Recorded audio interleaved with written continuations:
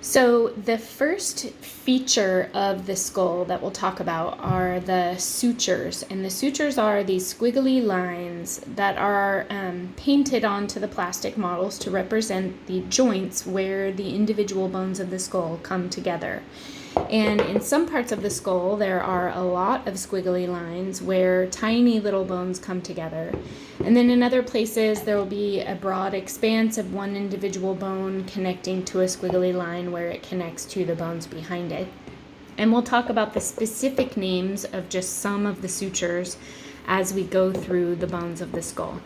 The other general skull term is paranasal sinus, and para means alongside of, nasal refers to the nose, and a sinus is a hollowed out area inside of a bone. And so the sinuses are not visible on an entire skull that's put together like this.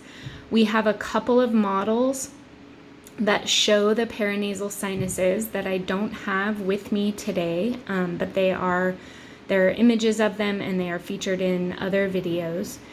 But the bone would have to be cut through, or the model made to represent the bone being cut through, in order to show you a paranasal sinus, since it is a hollowed out area inside of a bone. And the specific ones are named for the bone in which they are found.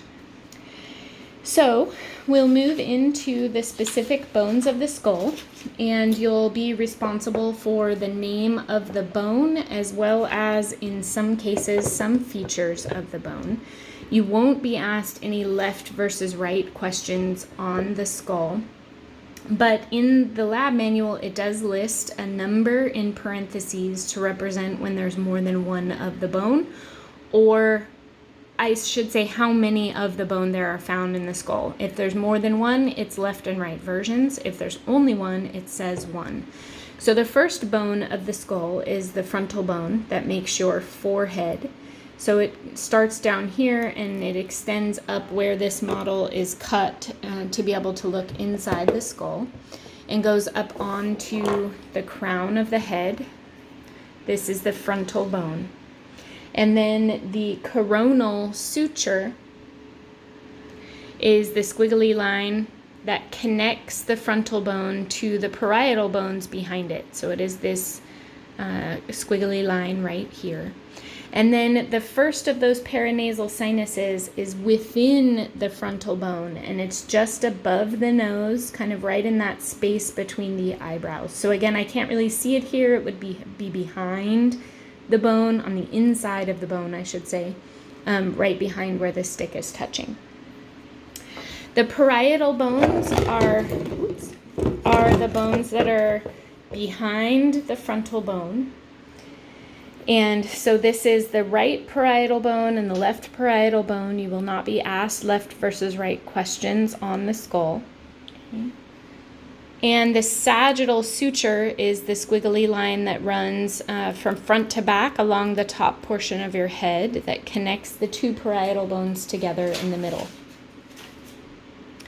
Then the occipital bone is behind the parietal bones. So it's on the very back, the very posterior of the skull.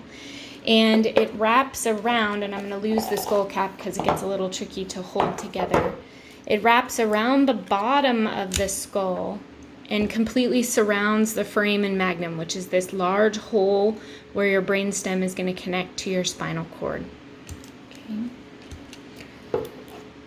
The lambdoid suture, I'll put the cap back on for just a second. The lambdoid suture is the suture that connects the single occipital bone to both of the parietal bones above it. So the lambdoid suture is this squiggly line here as well as on this side. And lambdoid refers to being shaped like the Greek letter lambda. So I'll lose the skull cap again. The external occipital protuberance is the bump kind of right in the middle of the occipital bone on the back of your head, and it usually corresponds with where my ponytail comes out of the back of my head. You can find that bump kind of at the base of the back of your own skull. external occipital protuberance.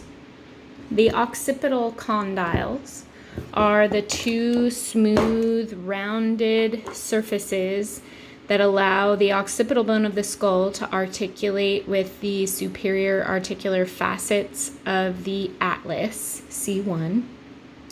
So these two curved edges, they remind me of the legs on a rocking chair, sort of for similar reasons. And then the foramen magnum. Magnum means quite large. The foramen magnum is the large hole through the occipital bone.